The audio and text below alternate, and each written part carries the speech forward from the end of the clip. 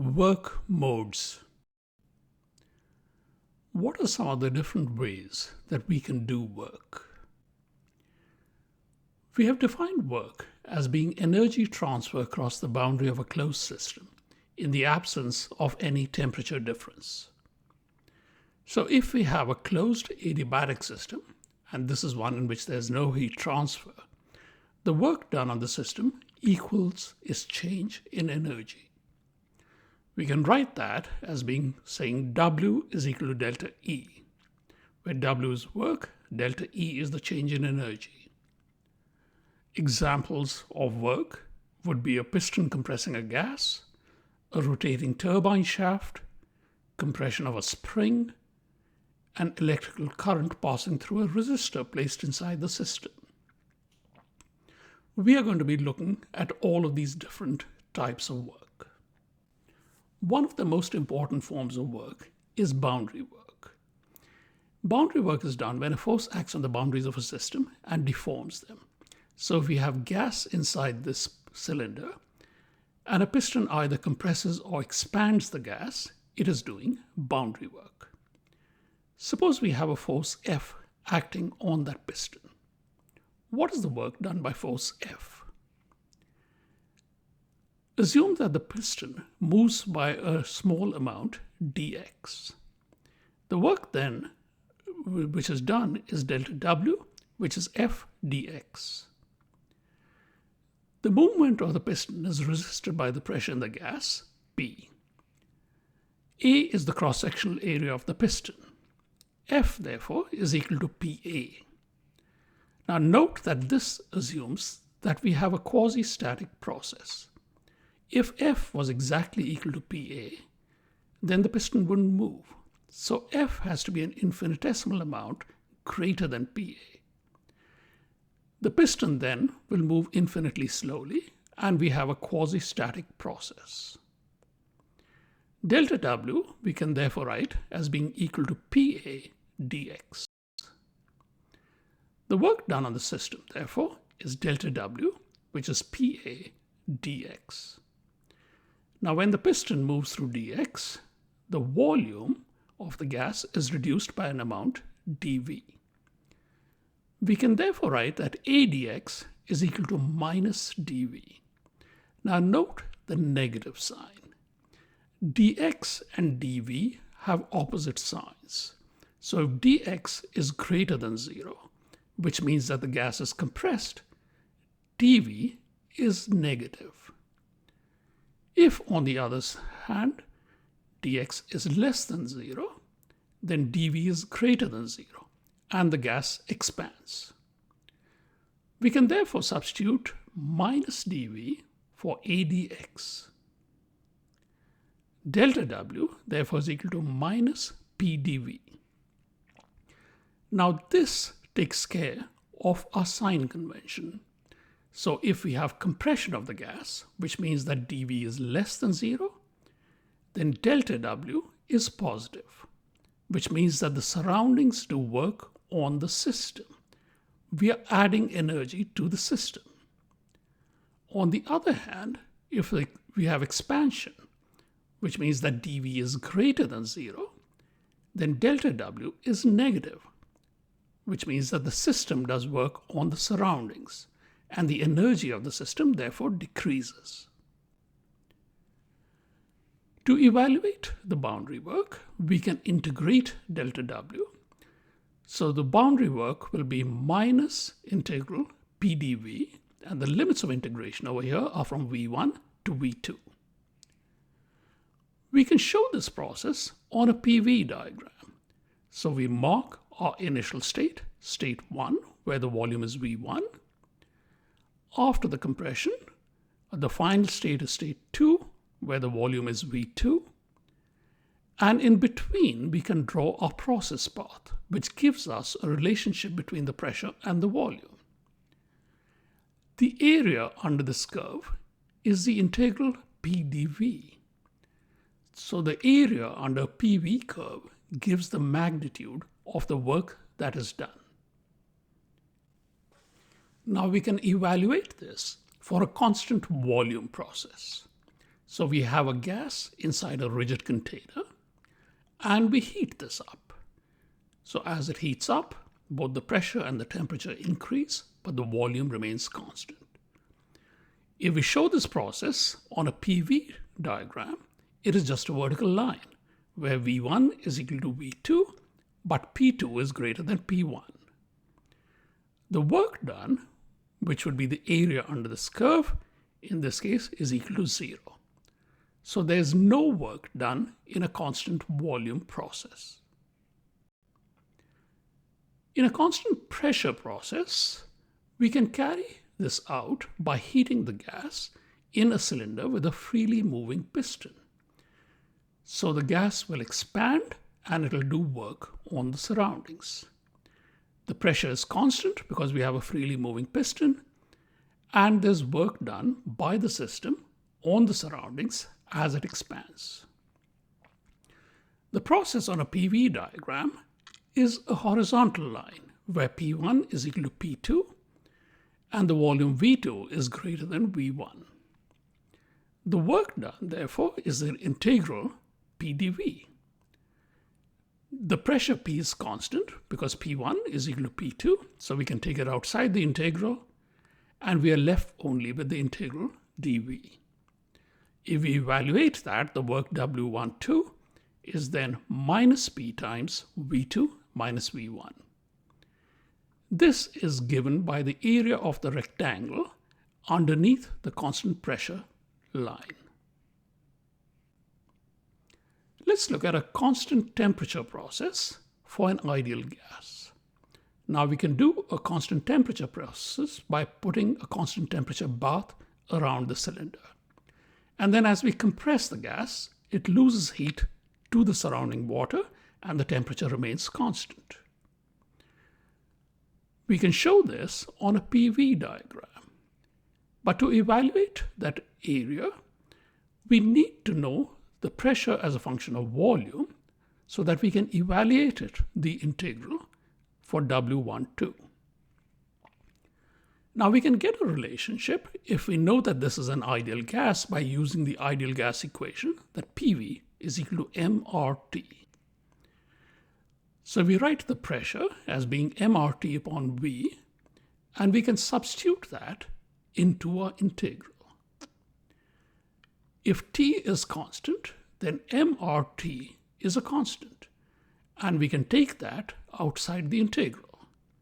So we simply have to integrate dV upon V, and that becomes the ln of V2 upon V1. The work done for a constant temperature process for an ideal gas, therefore, is minus mRT ln V2 upon V1. Now to calculate boundary work, we need to know the pressure as a function of volume. We can assume a relationship of this form, where the pressure is equal to a constant divided by V to the power n, where n is a constant. And as we will see, that a lot of very important processes can be approximated by a curve of this form.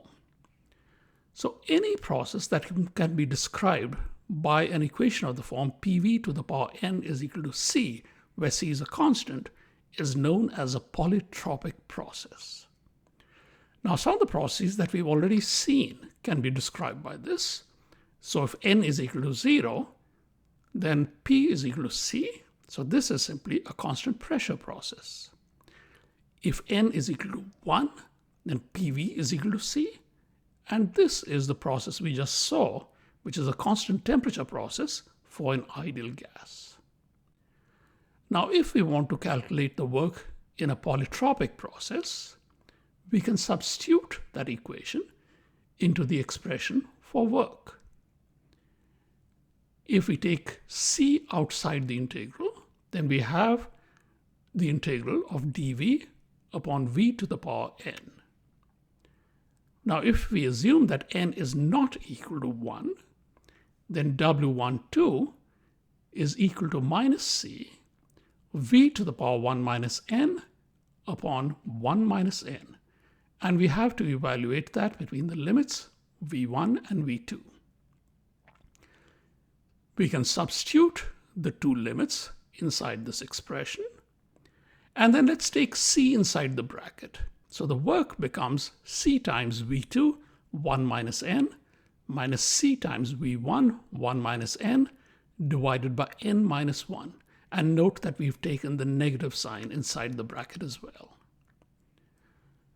Now we have to evaluate this constant C.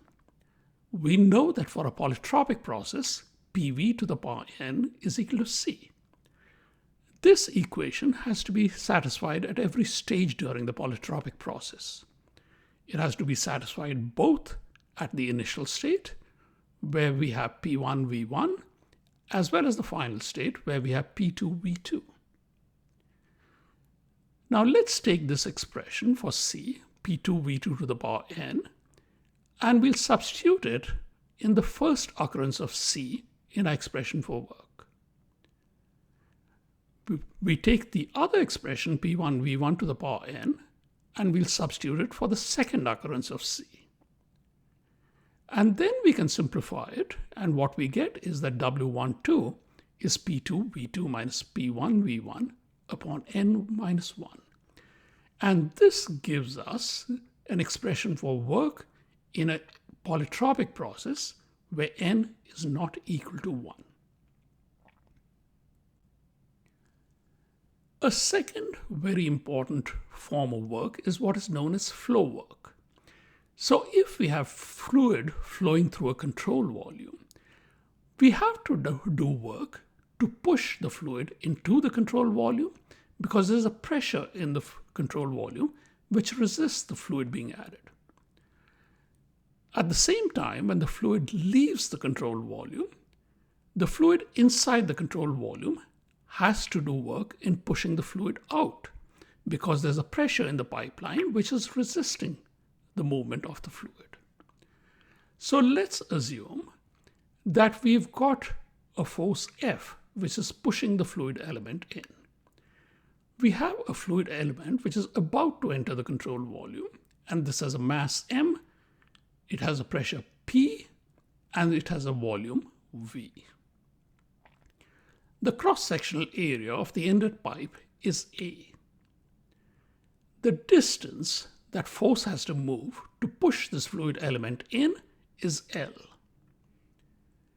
The pressure which is resisting this fluid entering is P, which is the pressure at the inlet of the control volume. Now we push it in, and this fluid volume enters the control volume. At the same time, we have another fluid element which has left the control volume. The force required to push the fluid element into the control volume, F, would be the pressure times the area, P times A. So the work done in pushing the fluid element, W flow, is this force times the distance, L. We can write that as P A-L. A times L is simply the volume of the fluid, so that becomes PV. Now, if we want to evaluate the work done per unit mass of the fluid entering, we can divide this flow work by the mass of the fluid element. And so this becomes simply PV divided by M. Now the volume divided by the mass is just the specific volume, so we'll write that as PV.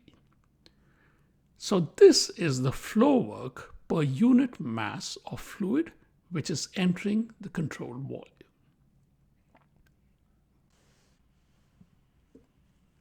Shaft work is another very important form of work. Here we have a wind turbine. We can place our control volume around the blades of the wind turbine. We have air entering the control volume and then again leaving the control volume. There is flow work associated with the movement of air, and we'll have to account for that. But the most important form of work is the shaft work. This is what gives us useful work from the wind turbine. The power that we get out of the shaft, W dot, is given by 2 pi omega tau, where omega is the angular velocity and tau is the torque exerted by the shaft. Spring work is done when we compress a spring. In this, we've got a spring which is initially at some position x1. There's a force F which acts on the spring and it compresses it to a second position, x2. This is a linear spring, so we assume that F is equal to k times x, where k is what is known as the spring constant. The work done would be the integral f dx, and if we substitute F is equal to kx in here, we can then evaluate the work, and it's given by half kx2 square minus x1 square. Electrical work is done when we've got an electrical resistor, Re, inside our system. There's a voltage VE, which is placed across that resistor, and a current I flows. Now, these three are related by Ohm's law, which says that the voltage is equal to the current times the resistance. The electrical power, W dot, is given by VE times I. And using Ohm's law, we can write that as I square Re, or VE square divided by Re. To summarize, boundary work is done when a system expands or is compressed. Flow work is done in pushing fluid into or out of a controlled volume. Spring work is done in compressing or expanding a spring. Shaft work is done by or on a rotating shaft. Electric work is done when an electric current is dissipated.